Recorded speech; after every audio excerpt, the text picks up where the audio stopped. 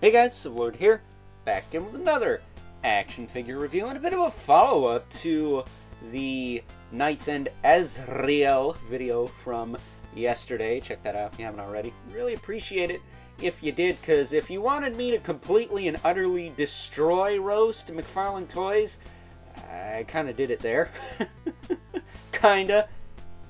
Biggest understatement of the millennium. But today, we're going back to McFarlane Toys. Take a look at the DC Multiverse Detective Comics issue number 27, Batman. The first appearance Batman, that is. And of course, this is brought to us by, we're going to call them fine folks for today over at McFarlane Toys, because this figure, unlike my Ezreal figure, is not messed up because he has trusty wrist balls and ankle balls. That means if you get two of the same one, doesn't fucking matter because it's all symmetrical because it's a fucking ball.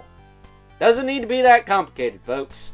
That said, those are the only F-bombs you're going to get for this video. Maybe, I'm not sure. But either way, why don't we cut right to the chase, take a look at all of the accessories that Detective Comics 27 Batman has to offer. Starting off with a pair of gesture hands. Almost look like trigger fingers. As well as a pair of karate chop hands. Notice he's got the purple gloves. And last but not least, well, kind of least, because he can't actually hold this thing, he's got this wrench here. And what you can do is kind of wedge it in his hand like this. Not very practical. Maybe you could take a hairdryer and heat the top fingers up and pinch them in, giving him a more grip-like hand sculpt there. But for now, we'll just have to say that McFarlane's a bit of a senile fuck, and yeah, bit of an oversight there. Give him something, getting fucking old. Got a collectible trading card as well. Picture of Batman on the front there. And this bio on the back. But if you really need me to pull out the reader to read this to you, you're living under a fucking rock, brah. Alright. That's all the F-bombs for the video. Let's talk about this figure here. It's got the hockey puck display stand. You've seen all McFarlane Toys releases. And a wired cape. Funny enough. And I just found out that the wired capes from McFarlane and most of the soft goods are courtesy of Owen, of Sir Owain from Mythic Legions fame. He's ex-Four Horsemen Studios and is now full-time McFarlane Toys.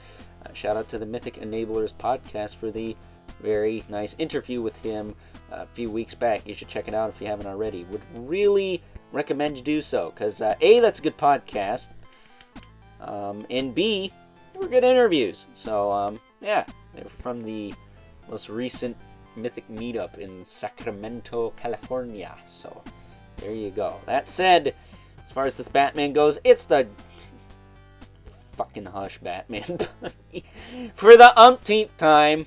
Sorry, I had to get one more in there. Because it's just, this body is herpes at this point. It's like every Batman now has this body.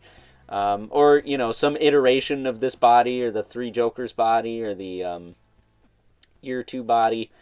That's what this is. I think the forearms might be new, because they are just bare forearms, so I'm curious if we'll see a non-Batman character on this body.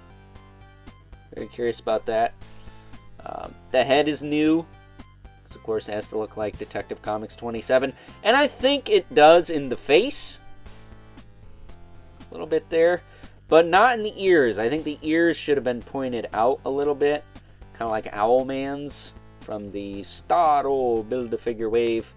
Collect-A-Build, Collect and Connect, collect these nuts. But if these ears were maybe a little shorter and went out to the sides a little more, that would look a little more accurate, because I do believe Batman had ears going out to the side with this look. But I kind of prefer this look, though, with this suit, so I'm not going to complain. But if accuracy is the thing you're looking for, that ain't right, brah.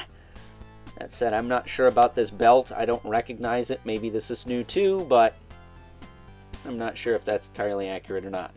The bat symbol, I do believe, is, and of course the purple gloves are as well. Now, he is also known to have blue gloves, but I like the purple gloves. There's a platinum chase with blue gloves, but it does have cell shading. Not my bag, so I'm glad I got the regular one this time. That said, as far as articulation on this guy goes, it's not like you really need me to go over it, but you can look down pretty well. Looking up is a bit harder, but he can do it a little bit. He can rotate side to side and tilt. He's got that weird stump neck articulation I'm not a fan of, but whatever. Shoulders go out, they go back down, they rotate forward and back. He's got that cap piece, so you can give him some beautiful butterfly there. Not a ton, but a little. He does have a bicep twist, double elbow. It does not work the best, but doesn't look atrocious, so that's good. He's got ball hinge wrists, which on mine, the hands stay on just fine. But you could pose them all around if you want. He does have torso swivel. You can bend back a little bit. You can bend forward a little bit. Nothing crazy. His waist twist works pretty well.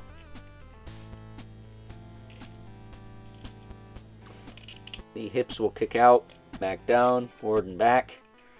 He does have a thigh swivel. Pretty generous, actually. I actually thought the legs weren't on all the way. Double knee. Very tight on that upper joint, but not as tight on the bottom joint. That seems to be a pattern with McFarlane toys lately, anyways. Crunch that up a little bit just so you can get him to stand straight, because these knees, if you straighten them out all the way, he looks very, his legs look broken, in other words. He does have the ball hinge ankles, and look at that. Nice and tight, clicky balls. You know, no homo, but in this case, I love balls. Balls are amazing. He does have some rotation, some rocker, toe joint. Tight on this side, not so much on this side, but he does not have trouble standing. So, yeah, man, this almost makes up for the fact that my Azrael was totally fudged. I said that I was done with the F-bombs.